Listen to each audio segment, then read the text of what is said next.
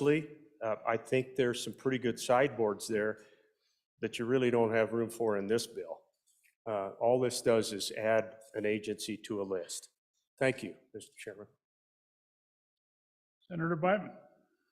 Thank you, Mr. Chairman. On and against the bill, to echo a lot of the concerns that were already raised, but this morning we talked about the possibility of having a rogue, one of our top 5 electeds going rogue and giving them too much power and keeping a check on that. And this bill is the exact opposite. This provides somebody a lot of power. Remember, Homeland Security is under the governor's office. This isn't DCI. This isn't, I mean, this is a political position. The governor is a political position. To echo the concerns from my friend from Laramie County, there have been fishing expeditions in other states done for political purposes with this kind of information. This bill has no sideboards whatsoever. And the bill and the statutory reference in 1913-105C, number 5, shall have additional authority, duties, and responsibilities authorized by this act as may be prescribed by, guess who? The governor or the director. That's a pretty big loophole there. So this bill is, it's no good, guys. We got to kill this bill. I'm sorry. Further discussion. Senator Rothfuss. Thank you, Mr. Chairman. I have a question about the authority, and I don't know whether our state Office of Homeland Security communicates seamlessly with the Federal Office of Homeland Security or not, and I am not sure whether federal subpoenas would be required to get to this same state information if it were being held by the state Homeland Security.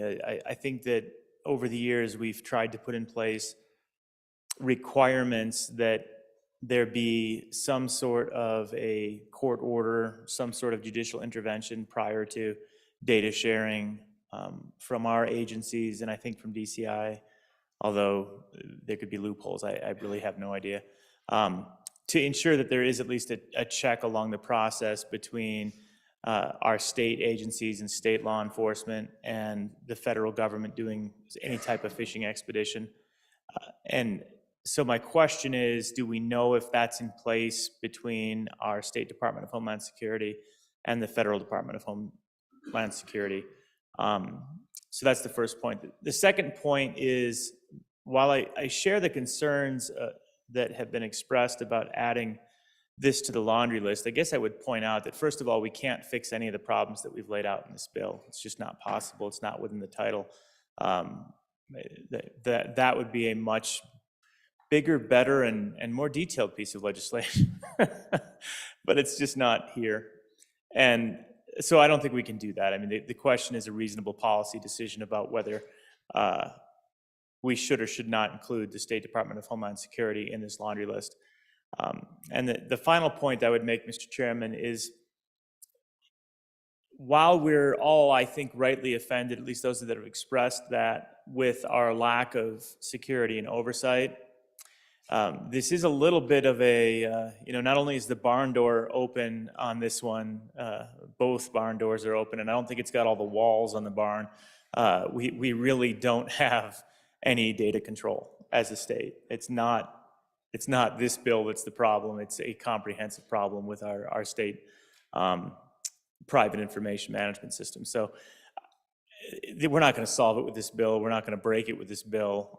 But I do think that we should learn a little bit more about the process. And if there are any sideboards or anything else we can put on within the scope of this bill draft, it might be beneficial really to provide additional protections if it's there, and maybe say something about subpoena authority, judicial engagement, something along those lines instead of carte blanche. Thank you, Mr. Chairman. Senator Steinmetz. Thank you, Mr. Chairman. So just in reading 913-103B, it says it is further declared to be the purpose of this act and policy of Wyoming that all Homeland Security functions of this state be coordinated to the maximum extent with the comparable functions of political subdivisions of the federal government, including its various departments and agencies, of other states and localities, and of private agencies of every type, to the end that the most effective preparation and use may be made of the manpower, resources, and facilities for dealing with any disaster that may occur. So that part gives me a little pause. If we could talk about how that was contemplated with the expansion of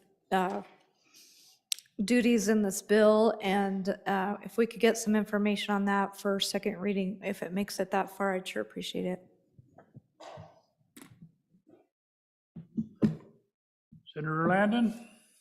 Mr. Chairman, thank you. Appreciate the conversation and did not anticipate going into some of those areas. I'd be happy to try to track some of them down. I agree with the senator from Albany County. We certainly can add some language in this bill. If there are concerns, that's what it makes its way through the process to do. In addition to that, I can certainly track down the rules that I have pointed to and processes used by the Department of Criminal Investigation. I think this has some merit. It's just a matter of making sure that our Department of Homeland Security, whose job it is to plan, coordinate, make sure that our state and its people are safe, is at the table. That's what the bill is, to make sure that they have the ability to be at the table when the Department of Criminal Investigation calls that tribunal together. So I hope you'll support the bill. We can work it on the way through, and if we don't quite get there on third, so be it. But I'll sure be glad to track down some information. Thank you. Ready for the question? Oh, Senator McEwen.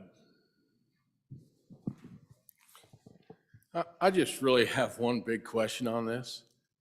I'd like to know what the definition of sensitive information and what's non-sensitive. I mean, I understand it from a military perspective, and from that perspective, I'd be quite afraid of this. So I'd like to know how we as a state define what's sensitive and what's insensitive. Thank you, Mr. Chairman. Senator Schuler. Thank you, Mr. Chairman. Again, I was a little bit like the good senator from Casper. I don't think I really looked at some of the nefarious kinds of things, which I don't think this bill really gets at.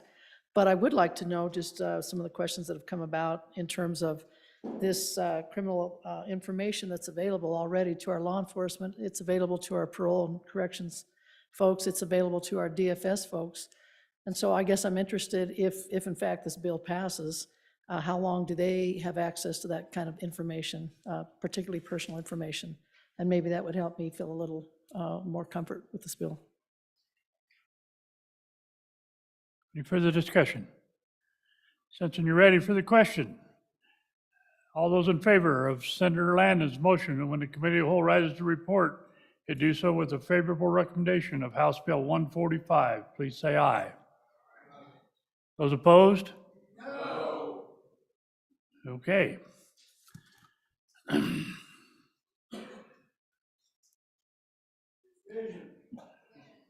We can do division. All those in favor of Senator Landon's Bill 145, House Bill 145, please rise.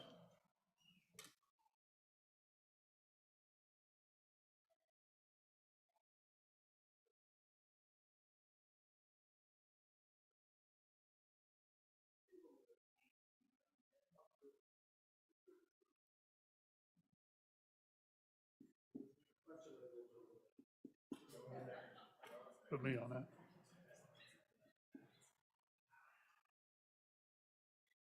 Those opposed?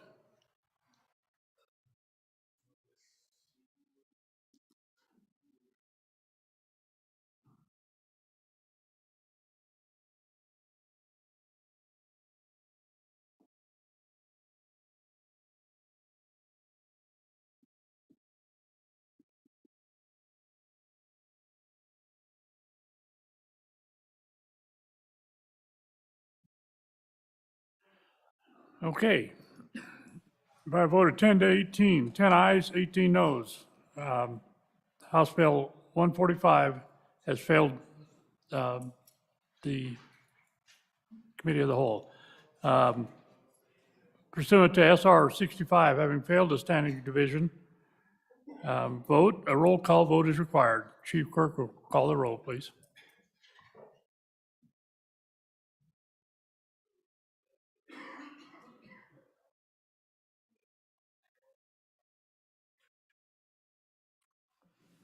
Roll call vote for House Bill 145.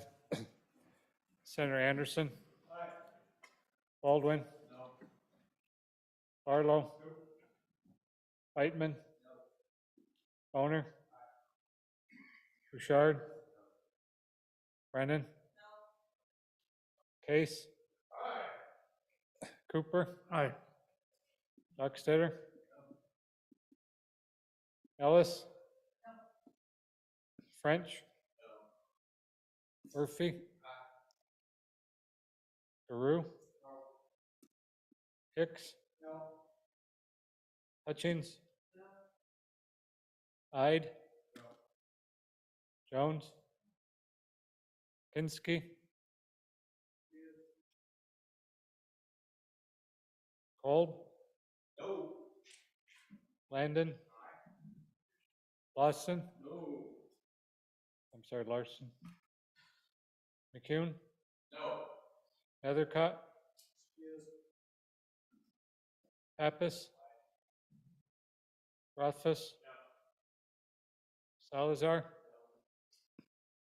Schuler? Scott? Senator Steinmetz? President Driscoll? Closing vote? Closing vote?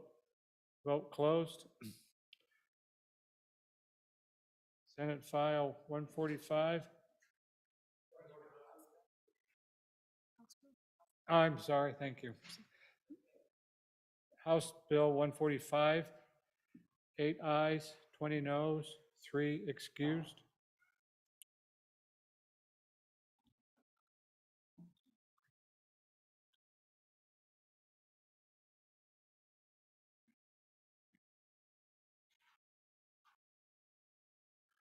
Okay.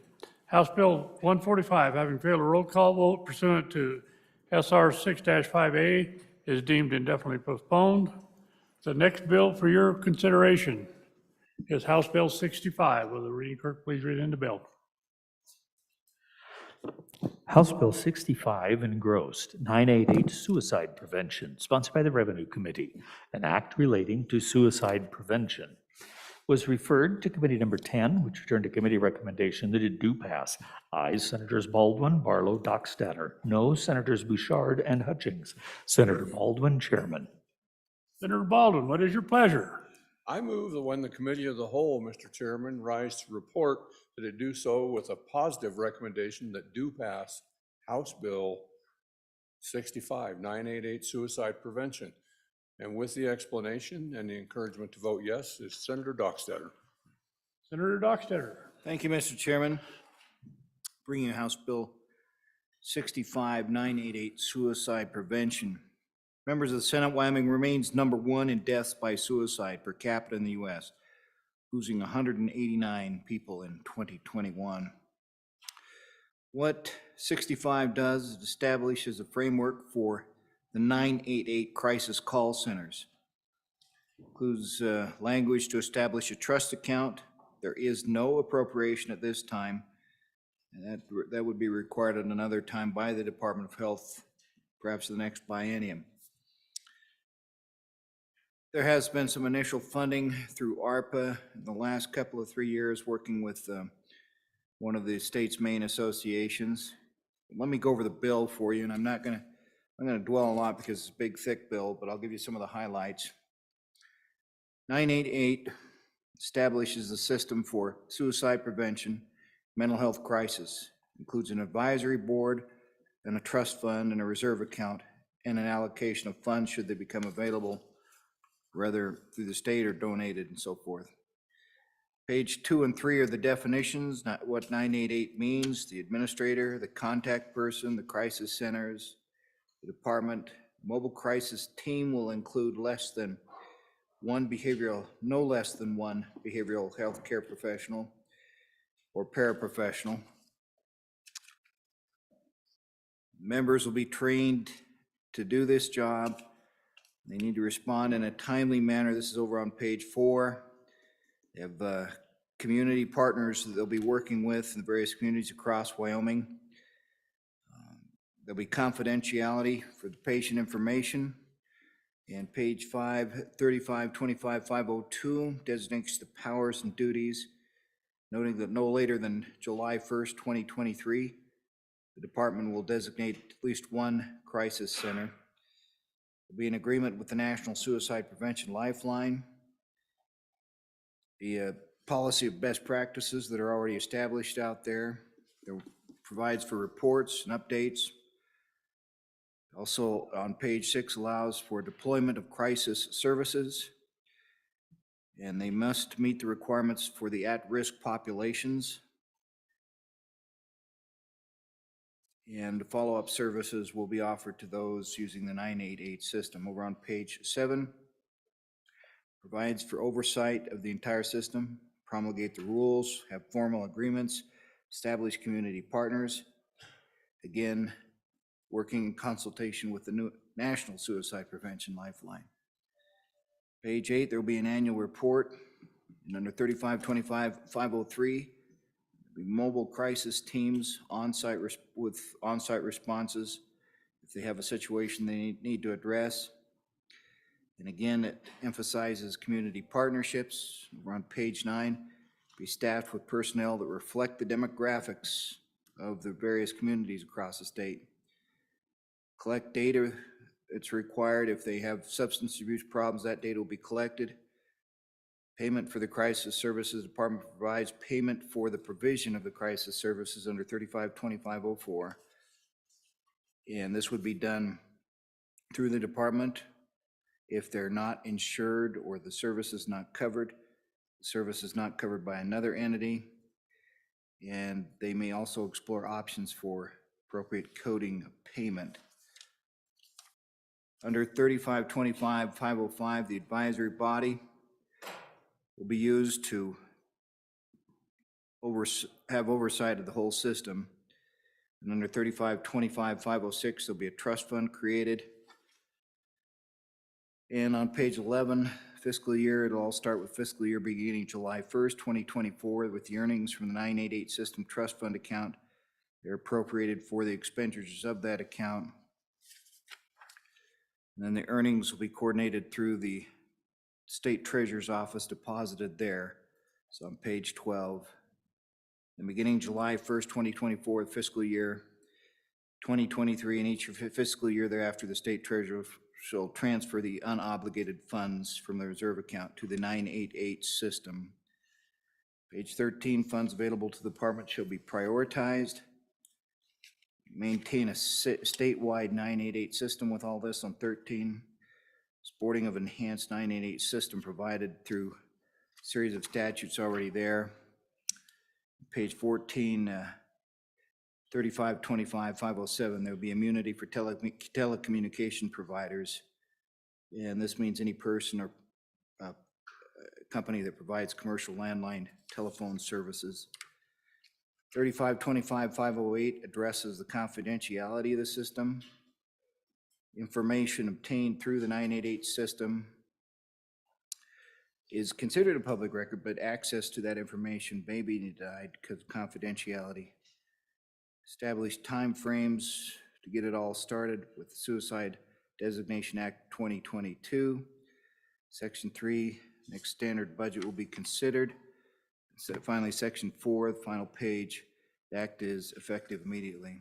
Let me give you some reasons why we're looking at this. I took some opportunity to travel to the governor's convention last fall over in Casper to hear about this and hear what was going on, because I sensed we had more problems. I'd hear situations and I thought, why couldn't we have caught that a little earlier and helped that individual?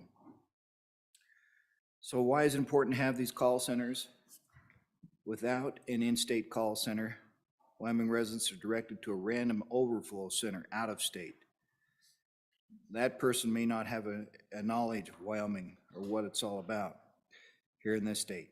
988 is now the front door for many access to the mental health services. In other words, people start there with 988, and then they have access to the mental health resources in their respective communities. This service helps support behavioral health reform from the last few years and helps us reach individuals earlier unavailable to be reached. A call to 988 can be anonymous, offering an alternative pathway to services for those struggling with mental health problems. And then there is going to be a text chat feature for the population under 25. That'll be provided as part of this service.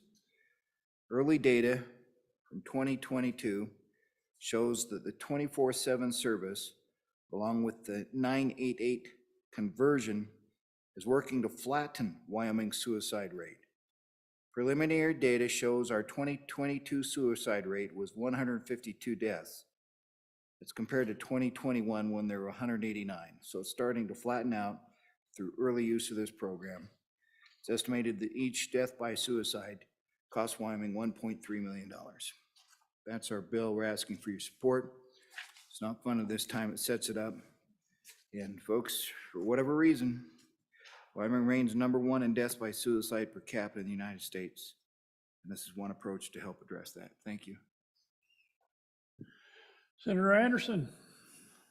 Mr. Chairman, I was on that governor's committee on suicide prevention, and this was one of the largest things that we could do to help those people that said they were thinking of suicide.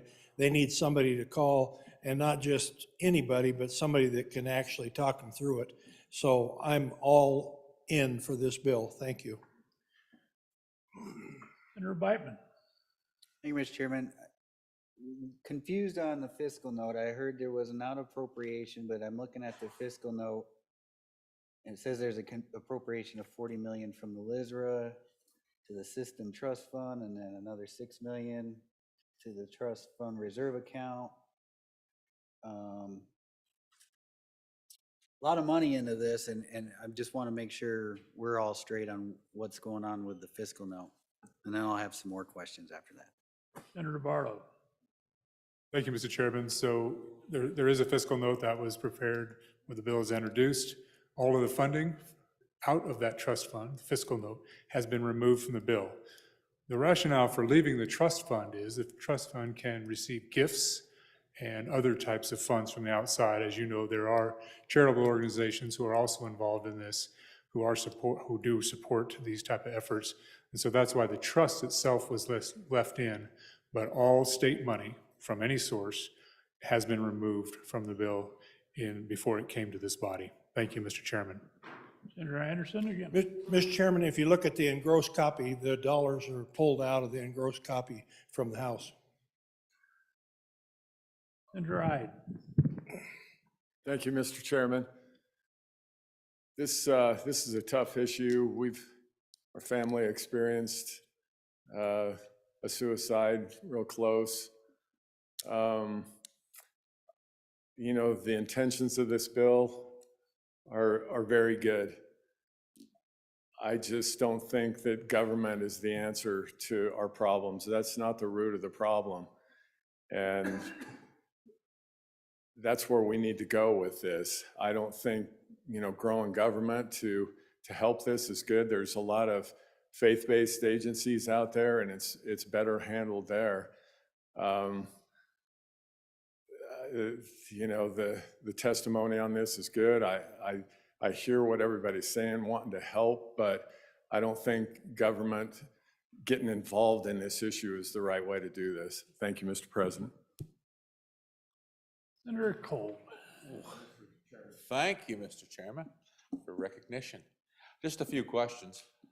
What is the status of this program? Is this a federally mandated program? Because I've heard, I guess, conflicting information on that. I guess I'll just thin it down. Do we have to do this? Or are we against federal, I guess, a mandate?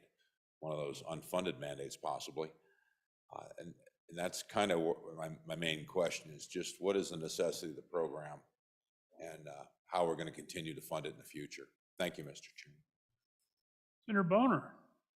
Thank you, Mr. Chairman. My question has to do with the funding also on page 15, section 3. I understand there's no appropriation associated with the bill, but there is a requirement that the Department of Health have a budget request next year. So I'm just wondering what we anticipate that budget request being, especially in the context of apparently there's also private funds that may be involved here. So a little bit more information as to how we see the funding moving forward since it is a part of the bill. Senator Bidman. Thank you, Mr. Chairman. And then tacking onto that, my big concern with a huge piece of legislation like this that sets up all these trust funds, and we're really good at setting up trust funds, and then but we're getting smart in how we do this. We pull out the appropriation, i.e. Wyoming's tomorrow, and then the next year the appropriation shows up magically and it's fully funded. But it wouldn't pass without the appropriation pulled out of the bill in the first place. How do we measure success? So now we've got a fully funded program in place probably next year because we'll come back in less than 12 months and we'll be told that we have to appropriate it. It's already there. We passed this bill. Now here's the money. And so we'll put the money in. Then 2 years from now, some of us will stand up. How is this program working? Do we have numbers? Is this doing what it was said it was going to do? Well, it's a noble cause, so we can't cut the funding. So we're stuck with it, whether it works or not. So I don't see anything in here with a sunset. I don't see anything that says we're going to take a look at this 5-10 years down the road to see if it even was worth the money. So what's the opt-out clause for this? Was there discussion on putting in a sunset date just to see if this thing actually works? Or are we just going to go all in? Senator Landon. Mr. Chairman, thank you. I certainly take to heart the good words from my fellow senator from Natrona County. Really appreciate that. But I also share some of the concerns of the good senator who just spoke, which is, how do you vote against something that's going to try to attack the suicide rate in our state? That's not it at all. I think we all want to help, but I'm just trying to look at this bill as it arrives to my desk today. There's nothing behind it. We've got this framework and we're setting up a trust. Was there any conversation in committee as to how long that might take to put any kind of money in place so that we can set up what this attempts to be doing here? And, as for establishing these line items, we do it all the time. We put money for buildings we don't need. We put money for trust funds that we can't fund now. But so, yeah, it's a discipline thing as we go forward into the next few years. It's not that I don't want to help on this suicide front. It's just that I'm trying to figure out how this bill is going to work. Thank you, Mr. Chairman. Senator Barlow. Thank you, Mr. Chairman. So the testimony that we heard in committee is this program is currently in effect. It's being funded, and I believe the year is out to 2025 through ARPA funds. What this is codifying the responsibility, the framework, and the outcomes that we do want, or the program so we can have some kind of measurable outcomes. Hopefully that is save lives, things we don't have to count, things we do not have to count. So, ladies and gentlemen, my understanding is this is in effect. We have two of these lines that are providing 24-hour-a-day, 7-day-a-week care or access to citizens of the state. This is codifying that, bringing it forward. If we want to talk about sunsets, well, funding, not lack of funding, is a sunset in itself. My understanding for the time being, this is funded looking forward at least a couple of years. So I would ask you to keep that in mind as you're debating this bill, setting up the framework to hopefully continuing the good work that is going on right now. Thank you, Mr. Chairman. Senator Case. Thank you very much, Mr. Chairman. I'd like to see us move this bill forward. It doesn't add any new money. Trust fund is a possibility down the road. When we think about the consequences of suicide, I've talked about it being a wrecking ball. You know, it is a nuclear blast that takes up so many people and affects them for the rest of their lives. It's not just the person that takes their own lives. It's all the people that spend their whole rest of their life wondering about the what ifs. And, you know, Mr. Chairman, suicide happens when people, things just get too big for them. There are more that they're up against than they can figure out how to cope. And sometimes it's just that they don't have the coping mechanism. Sometimes it's that it's just a, you know, temporary overpowering. Sometimes it's they have a misperception of the world. Like, you know, a lot of times people commit suicide, they think they're making the world better for all of us. They think they're the problem. They get rid of it, would be better for it. It's not true at all. It ruins it for everybody. Families are devastated. You know, and when we have the statistic that we are the #1 state for suicide, we have to do something. And the thinking here, you know, if you just say, I'm thinking of suicide, type it into your computer, you'll get there are lots of resources out there. There are things that will say, hey, thinking of suicide, read this first. They'll talk to you about coping mechanisms that you might be, what's going on in your life. They'll try to talk you through just staying alive for a few more minutes, just breathing. There's nothing that would substitute for a friendly voice that is in Wyoming, that can kind of connect with you about being in Wyoming. Even if you have a small connection over the weather, it can lead you to a little bit more. These would be trained people. In this very instant, trained people that can help someone that is not in their right mind, Mr. Chairman, because the world has gotten so overwhelming for them and they lack the mechanisms to cope with it at that point in time. I'm not sure that anybody, we could depend on the website and advertise things like that. I think talking to a real person says, hey, take a deep breath. Slow down here. Let's just deal with this for the next few minutes. That can change everything, Mr. Chairman. This doesn't cost anything. How are we going to measure it? We're going to be able to measure it. And let's get out of being #1 for suicides in the United States of America. Senator Steinmetz. Thank you, Mr. Chairman.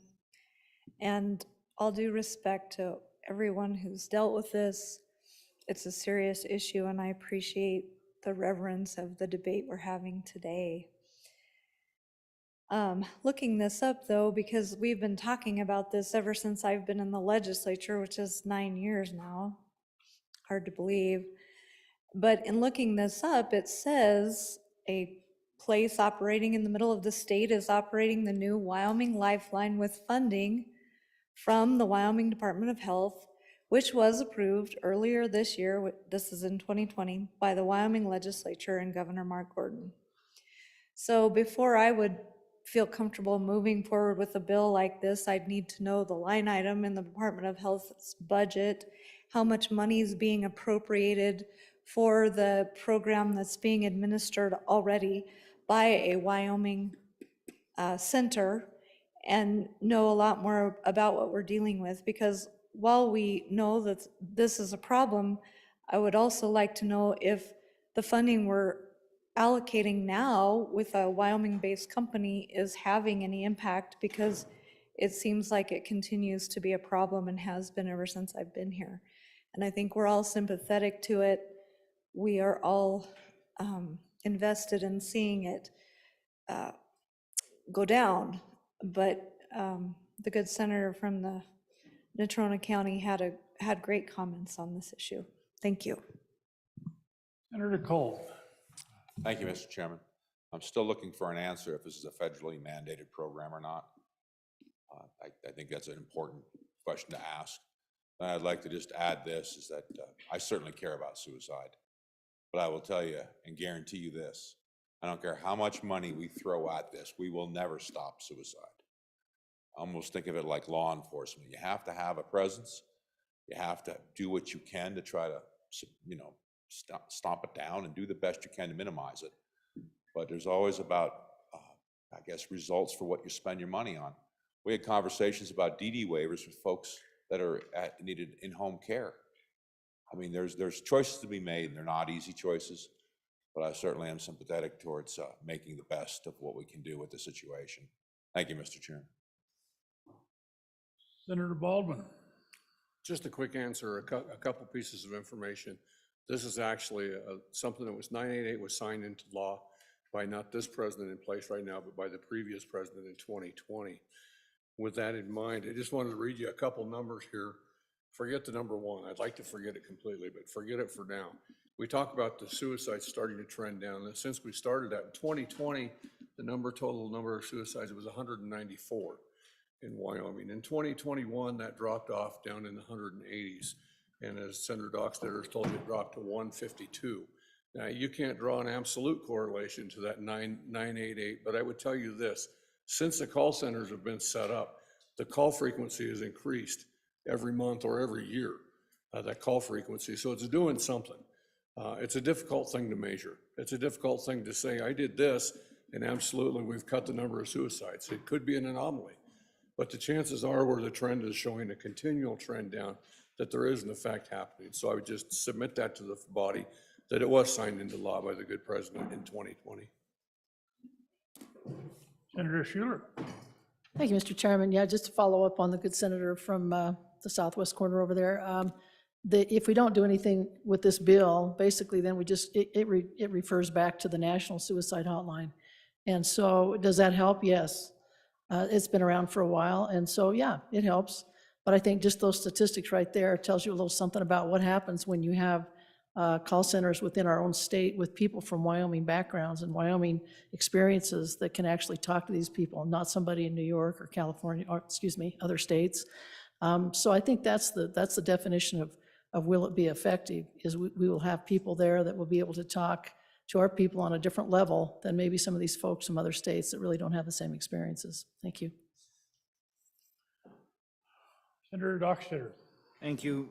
Follow up a little bit. No, not federally mandated. Started back in 2020 with general fund appropriation of 400, then 2021, 60,000 planning grant, 2022, 250,000 for implementation, and ARPA 2.1 million 2022. So that's got everything up and going. And as far as some of the other concerns, what's the necessity of this? We're obviously trying to save some lives that we wouldn't otherwise. If it was working, that we're out there with our ecclesiastical help and our family help and all that, we wouldn't see the number continue to climb. We wouldn't see the #1 rating. It's not working. And so that's why we're looking for a first response, someone that they can call quickly and have just a quick conversation with. You know, we've all probably had some experience in life. I had a friend from years ago. I crossed trails with him at the milk counter in the grocery store, and he was distraught. His wife had just said that she was leaving him, and thought it was going to be one of those quick little conversations and exchanges, and I could see that he was devastated. And so I moved him from the milk back into the cake aisle. Spices, nobody goes there. And what I thought it was going to be just a few minutes, almost 2.5 hours later, I walked out of that grocery store and I thought, I felt drained. I don't know what, that's hard. But a year later, he caught me and he says, you know what? You made the difference that day. It's just, this situation gives them somebody to call and talk to immediately to help them out. Let's get rid of that #1 rating in this state, help some people out. Thank you. Are you ready for the question? All those in favor of Senator Baldwin's motion that when the committee of the whole rises to report it, do so with a favorable recommendation of House Bill 65, please say aye. Aye. Those opposed? No. My old ears fail me. Division. All those in favor, please rise.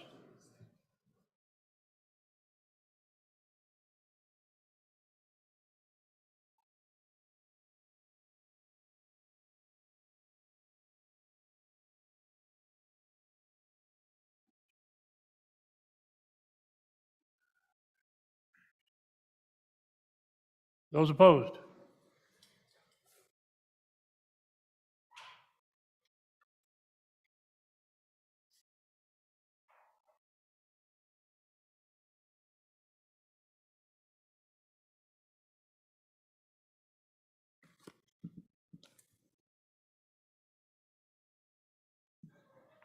By a vote of 17 to 12.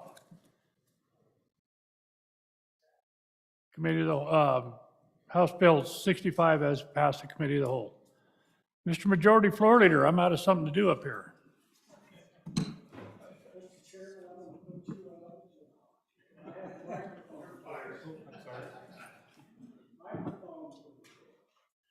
Oh, you're kind of picky. There you go. Let's try that. Mr. Chairman, we're going to put you out of a job. I move the committee of the whole rise and report. You've heard the motion. All those in favor say aye. Aye. Those opposed? No. Okay. Who said that? Division.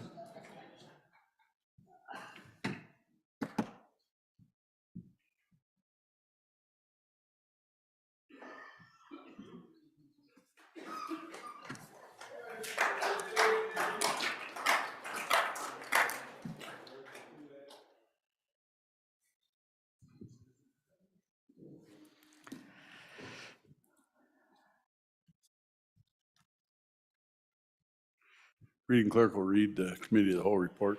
Mr. President, your Committee of the Whole, having had under considerations bills on general file, begs leave to report as follows. House Bill 175 engrossed do pass. House Bill 121 do pass amended. House Bill 145 failed to pass the Committee of the Whole and was indefinitely postponed. House Bill 65 engrossed do pass. Senator Cooper, Chairman. Senator Cooper. Mr. President, I move the adoption of the Committee of the Whole report. Heard the motion. All in favor, say aye. Aye. Those opposed, no. Report's been adopted. Do we have any committee reports or House reports to read in? Yes, sir. February 13, 2023, Mr. President, your Committee Number 1, Judiciary, to whom was referred House Bill 96 engrossed, Transfer on Death Deed Insurance Coverage. Respectfully report same back to the Senate with the recommendation that it do pass amended. Ayes Senators Case, Cooper, Furphy, Landon, and Schuler. Senator Landon, Chairman. Mr. President, your Committee Number 9, Minerals, Business, and Economic Development, to whom was referred House Bill 190 engrossed, Wyoming Value-Added Energy and Industrial Plan. Respectfully report same back to the Senate with the recommendation that it do pass amended. Ayes Senators Cooper, Dockstader, Ellis, Jones, and Rothfuss. Senator Dockstader, Chairman. Thank you.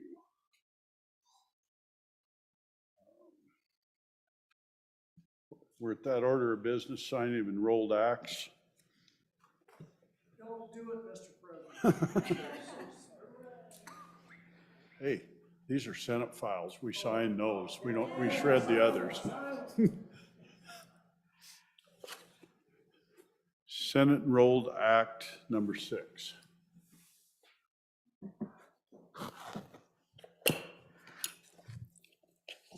Senate Enrolled Act 6, being original Senate File 26, an act relating to professional licensing, adopting the Psychology Interjurisdictional Compact, authorizing the temporary and telemedicine-based provision of psychology services by psychologists not licensed to practice psychology in Wyoming, providing for participation in the compact, making conforming amendments, assigning duties to the Wyoming State Board of Psychology, authorizing fingerprinting and background investigation for psychology license applicants and license renewals, and providing for an effective date.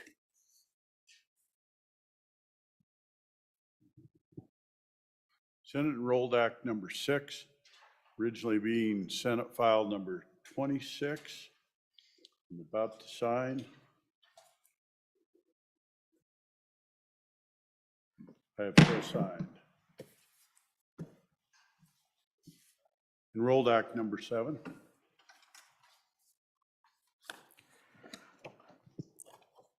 Senate Enrolled Act Number 7, being original Senate File 122, an act relating to motor vehicles, extending the time period for the temporary registration of vehicles owned by non-residence persons employed in Wyoming, and providing for an effective date. I'm about to sign Senate Enrolled Act Number 7, originally being Senate File 122. I have so signed.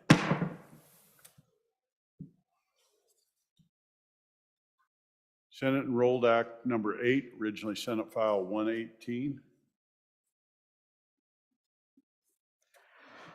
Senate Enrolled Act Number 8, being original Senate File 118, an act relating to the administration of government, amending the inclusion of federal encumbrances for purposes of calculating fund balances of state funds and providing for an effective date.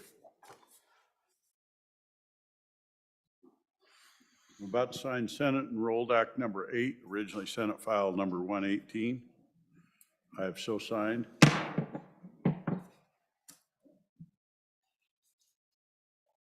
Senate Enrolled Act Number 9, originally Senate File 57. Senate Enrolled Act Number 9, being original Senate File 57, an act relating to public funds repealing provisions related to specified irrigation and drainage district bonds held by the state of Wyoming, providing an appropriation, extinguishing bond obligations, and specifying applicability. I'm about to sign Senate Enrolled Act Number 9, originally being House Bill Number Senate 57. I have so signed.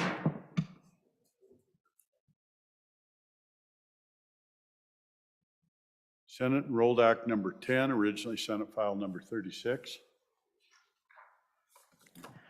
Senate Enrolled Act Number 10, being original Senate File 36, an act relating to the investment of state funds, specifying procedures and deadlines for the Investment Funds Committee and the selection panel of the Investment Funds Committee. I'm about to sign Enrolled Act Number 10, originally Senate File Number 36. I have so signed. Enrolled Act Number 11, originally Senate File 33. Senate Enrolled Act Number 11, being original Senate File 33, an act relating to game and fish, providing a definition of aircraft for purposes of the prohibition on the use of aircraft for hunting and other purposes as specified. I'm about to sign Enrolled Act Number 33, or Enrolled Act Number 11, originally Senate File Number 33. I have so signed. Enrolled Act Number 12, originally Senate File 28.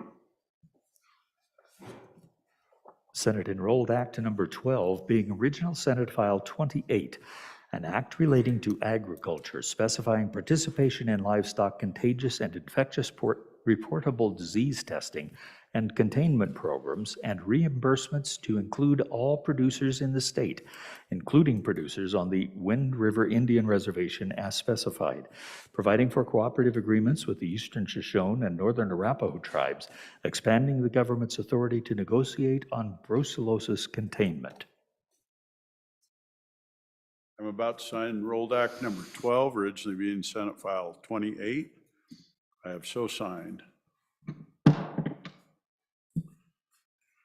Senate Enrolled Act Number 13, originally Senate File 17.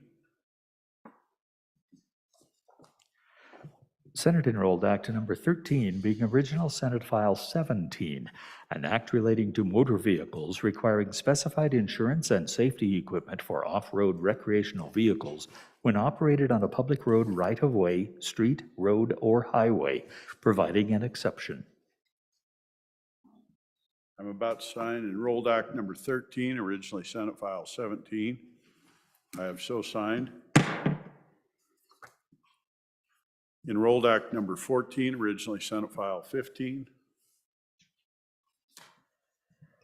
Senate Enrolled Act Number 14, being original Senate File 15, an act relating to defense forces and affairs, striking the one-year employment requirement for a leave of absence for military duty for state employees. I'm about to sign Enrolled Act number 14, originally Senate File 15. I have so signed. Enrolled Act number 15, originally Senate File 14. Senate Enrolled Act 15 being original Senate File 14, an act relating to Wyoming National Guard, extending Wyoming National Guard malpractice indemnity to other professionals serving as members of the Wyoming National Guard. I'm about to sign Enrolled Act number 15, originally being Senate File 14. I have so signed. Enrolled Act number 16, originally Senate File 5. Senate Enrolled Act number 16 being original Senate File number 5, an act relating to the insurance code, granting the insurance commissioner discretion to require reporting of the medical malpractice claims, specifying the amount of notice to be given to insurers when reports are required. About to sign Enrolled Act number 16, originally being Senate File number 5. I have so signed.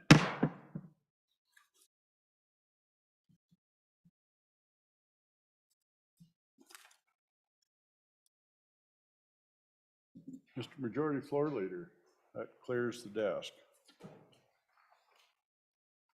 Mr. President, I move the Senate stand adjourn until Tuesday, February 14th at 10 a.m. Announcements. Senator Boner.